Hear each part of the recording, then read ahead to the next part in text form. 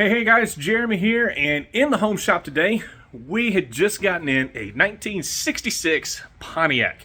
We're about to be going through, stripping this thing down, seeing what all's up underneath it, and taking it through the process. Upon first inspections, the car is in really solid shape. It only needs a couple of patches done. The fenders have had some work done on them.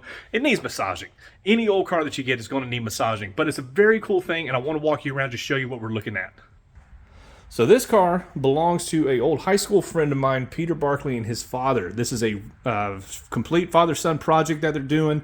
Interior is pretty much good to go. I like the interior. They're keeping everything original. They're still going to go through, obviously, button up some stuff. But for an original interior, that's pretty dang solid. The motor's already been done. Runs like a champ. A little cold, but you get an old carbureted motor, it does that. We're going to go through and strip this thing.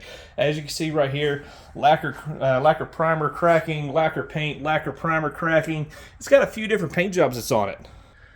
But you know what? That's okay. That's part of the process. And you get an old car, I'd be surprised if it didn't have a number of paint jobs on it. So the cool thing is, father-son project, we're going to take it through the process, strip it down, and then form a game plan there. So we already know some of the spots that need work. There's going to be more updates coming on this Project 66 Pontiac coming up soon. Take care.